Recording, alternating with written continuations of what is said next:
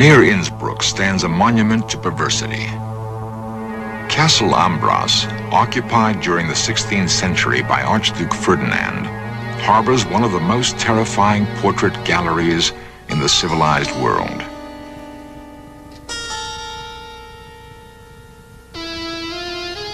Painted from life, these grotesqueries reflect the offbeat tastes of the collector.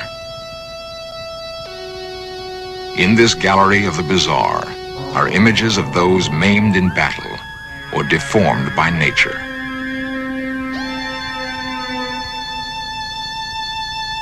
One portrait seems curiously out of place.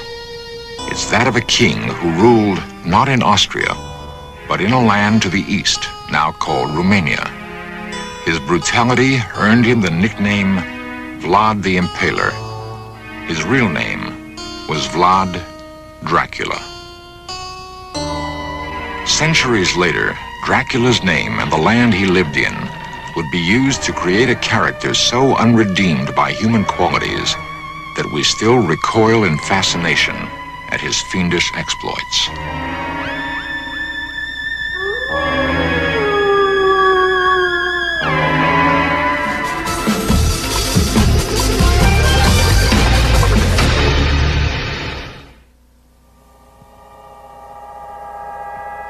Horror has a special fascination for many, and filmmakers have done their best to exploit that fascination.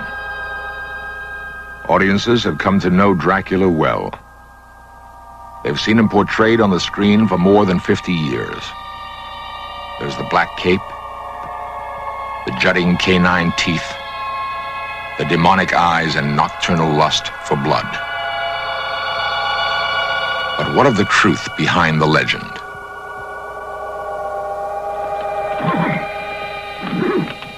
Romania is a land rich in romantic folklore and legends.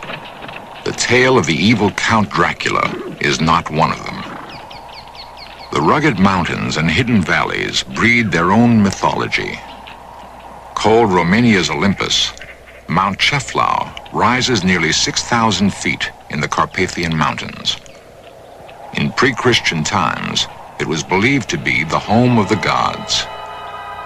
Each year, even now, on the first Sunday of August, a pagan ritual is reenacted. Thousands gather by torchlight on Ceflau's shadowy summit to celebrate friendship and love and the renewal of life. During the rest of the year, Ceflau yields its mysteries to few men.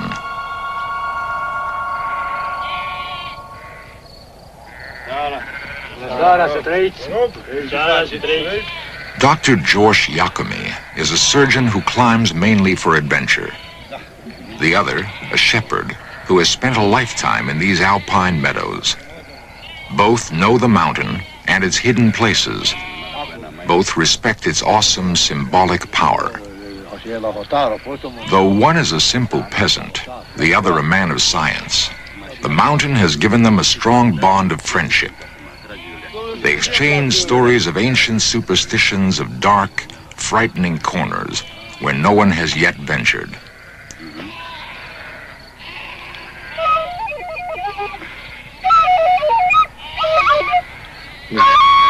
The music seems to recall a distant time in these mountains when ghosts inhabited Ceflau.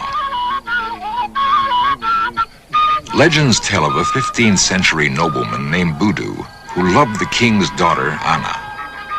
When he was killed in battle, the grief-stricken Anna asked the powerful witch to bring her lover back from the dead. The witch raised Budu from his grave, but as a ghost. While passing over Ceflau, Budu's ghost was struck by the rising sun, turning him into rock. Till this day, on Ceflau's brooding summit, there is a stone megalith known as Budu's Tower. In the nightmare world of superstition and fear, it often becomes difficult to separate fact from fiction. The familiar story of Dracula is a case in point. Since its publication in 1897, Bram Stoker's classic novel of Gothic horror has been read or performed almost continuously. Yet few are aware that the character was based on a real prince of darkness, whose deeds are perhaps more shocking and more terrifying than those of the fictional vampire. Transylvania, stronghold of legend. A place dimly recalled from horror movies as a dark, forbidding region, cloaked in superstition and terror. Here, according to popular myth, live the undead, the dreaded vampires who thrive on human blood. Dracula, written by Bram Stoker, perpetuated one myth that has endured for nearly a century.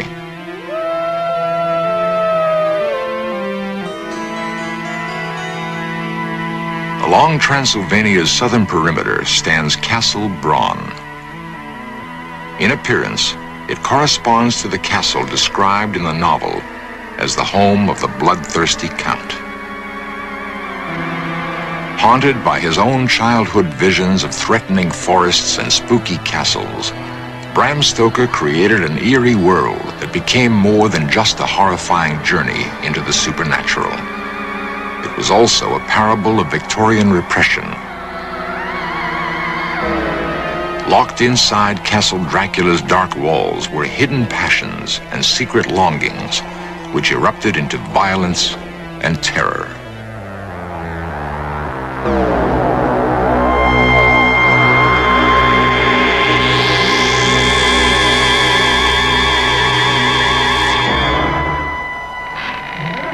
The German film classic Nosferatu comes closer to capturing the mood of the original novel than the later interpretation of Bela Lugosi.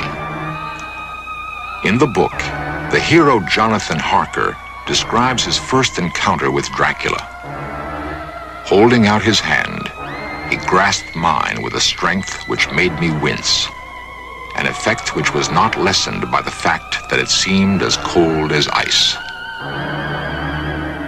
Taking Transylvania, a remote place he'd heard of but never seen, as his setting, Stoker evoked chilling images of the living dead.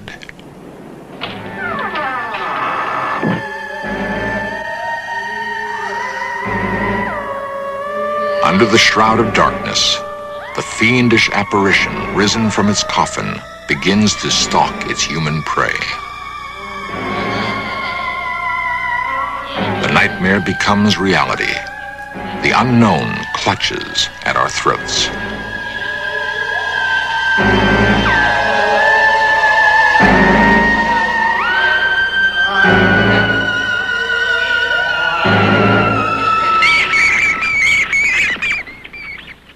The shrieking of the vampire bat evokes the horror of Dracula.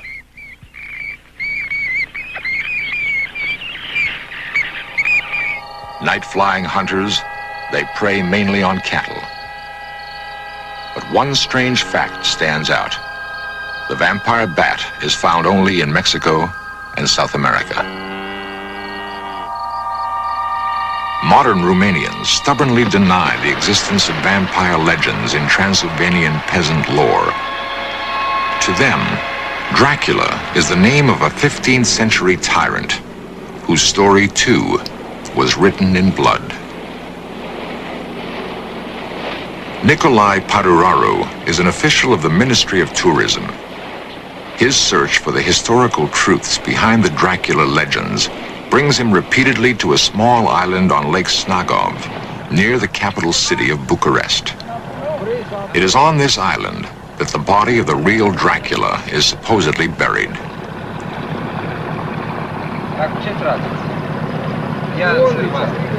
Nicolae knows the island's history and its few inhabitants intimately. A product of Romania's socialist present, he is fascinated by his nation's turbulent past.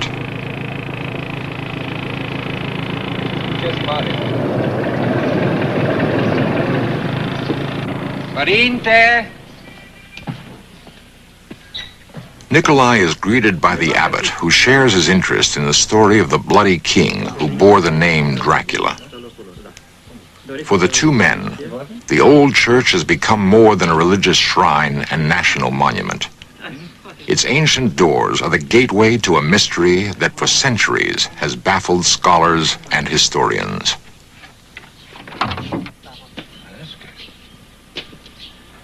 Superstitious romantics have speculated that any robber entering the church would be met by Dracula's ghost, rising in vengeance from its grave. And this, they say, is why he lies buried just inside the door. A more logical explanation was forwarded by archaeologist Dino Rossetti, who uncovered the burial site in the early 30s. The decapitated body was placed in an unmarked grave to prevent vandalism. Saints and kings have begun to fade silently from Snagov's walls. The monastery enjoyed the protection of Vlad Dracula during the 15th century.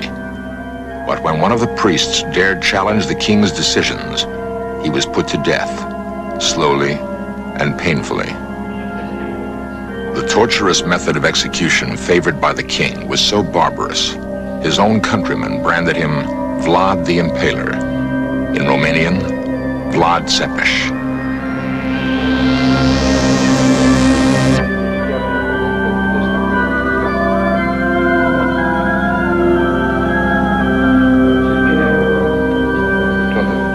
Both men realize that the truth about a man's life is often buried alongside his corpse.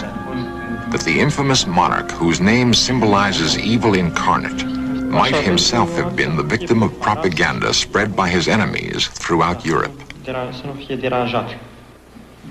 Seeking the truth can become an exciting adventure, and so a search begins. It will unravel some of the mysteries which surround the life of a king they called Dracula, son of the devil.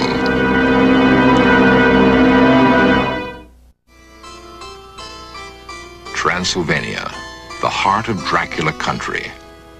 Transylvania spreads across northwestern Romania in an unbroken chain of fertile hills and sunlit valleys. Here, the princes of Wallachia sought refuge from fierce Muslim warriors who burned their villages, raped their land, and punished captives by mercilessly driving stakes through their bodies. From the Turks, a young Wallachian prince named Dracula would learn all about impalement.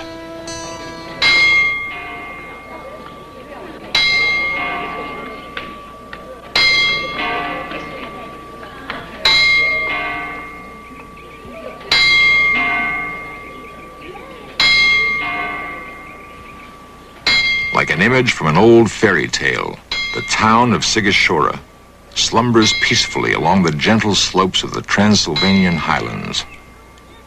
Unchanged since the Middle Ages, Sighișoara was once a bastion of Germanic military might and commercial enterprise. In this house, in 1431, a son was born to the fearsome Prince Vlad Dracul, the dragon. The boy was called Dracula, son of the dragon. A coin bearing the family emblem is one of the few remaining artifacts from Dracula's reign. The symbol of the dragon reinforced Vlad's image as a fearless Christian crusader. As his notoriety grew, the name Dracula took on new meaning. Dragon would be increasingly interpreted as devil. Vlad belonged to an age of brutality. The Renaissance, which saw the rebirth of art and learning, also bred new tyrannies, unspeakable torture, and oppression. To understand Vlad's cruelty, we must also understand his world. The nunnery at Sucevița was originally a fortified monastery, protected by walls 20 feet high and 10 feet thick. The traditional woodblock, summoning nuns and monks to prayer, may at one time have also been a summons to battle.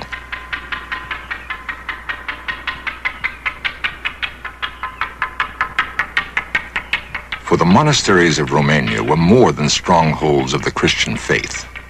They were part of a formidable defense perimeter to ward off invaders. It's likely that the young Dracula looked out from the battlements of such a monastery, watching men die in the brutal spectacle of war.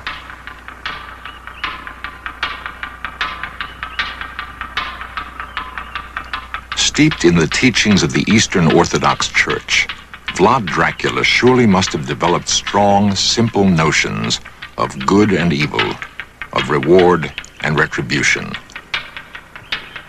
The ladder of virtues, the work of an unknown artist, shows that in the climb toward heaven, few are virtuous enough to reach it. Most topple along the way, headed toward eternal damnation.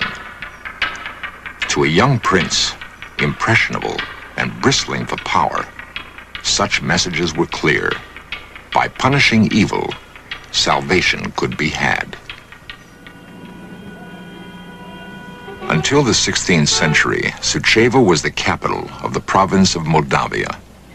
Here, Vlad Dracula fled, deposed after briefly assuming the throne of Wallachia at the age of 17. This was the beginning of his second exile. The first time, he'd been sent as a hostage to the Turkish court by his father, a guarantee against war with the Sultan. As Vlad waited in Suceava to take power, he vowed to free Wallachia from Turkish domination and break the power of the nobles and church. In 1456, the second reign of Vlad Dracula began. The greatest threat to his power centered in the German towns of southern Transylvania. Of these, Brasov was the largest. Convinced that her powerful merchants were conspiring with his enemies, furious at their defiance of his trade restrictions, Vlad launched a series of punitive raids against Brasov and neighboring towns, taking a terrible toll of their citizens. How many perished by his command, no one can say. That slow, torturous death by impalement was excessively barbaric, no one can deny. Yet since the only written accounts from that time come from Germany, it's conceivable the atrocity reports were exaggerated. Not so the massacre at Târgoviște, Vlad's capital. During his successful campaign against the Turks, he impaled thousands of enemy soldiers outside the city gates to frighten the invaders. He would be known now for all time as Vlad the Impaler. Viewed through the filter of time, another side to Vlad's character emerges. His bold strategies won the admiration of his Turkish opponents, who also regarded him as just and honest. On the threshold of victory, he was betrayed by his younger brother Radu and forced into political captivity in Hungary. After 12 years, Vlad was restored to the throne by his cousin Stephen the Great. Faces from the present. A few among the 1.5 million who live in Bucharest, Romania's bustling capital. In their city, Vlad the Impaler made his last stand. Not far from the center of Bucharest, with its huge outdoor markets, are archaeological remnants of its past. Layers of history, stripped away, reveal fortifications dating back to the 13th century. Below ground level, there has been unearthed a portion of the original castle built by Vlad Dracula. It was in these haunted surroundings that Dracula planned his last campaign against the Turks. His third and final reign would last only 2 months. On December 14, 1476, he was killed in battle near Bucharest, and according to eyewitnesses, beheaded, perhaps mistakenly, by one of his own troops. Vlad's remains were secretly buried at Snagov. In death's darkness, the prince may finally have found peace.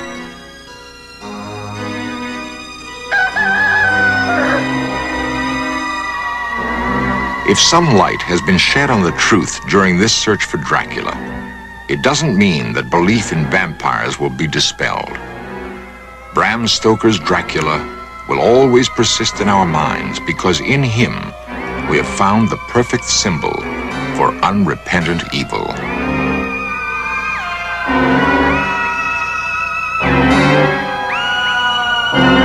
In Nosferatu, Dracula is destroyed by the daylight, dissolving in a puff of smoke. but many would prefer to feel he can still be found, lurking somewhere in the mist-shrouded mountains of Transylvania. Beneath storybook towers, the old Transylvanian city of Sigashora seems untouched by time. Her people still bear traces of their medieval ancestry, clinging tenaciously to old traditions and religious faith. They are steeped in Sigashora's history, remembering that it once was a stronghold of wealth and power, the home of princes, the birthplace of a king. Vlad Dracula belongs to their heritage, Stoker's vampire to our imaginations. Legends die slowly.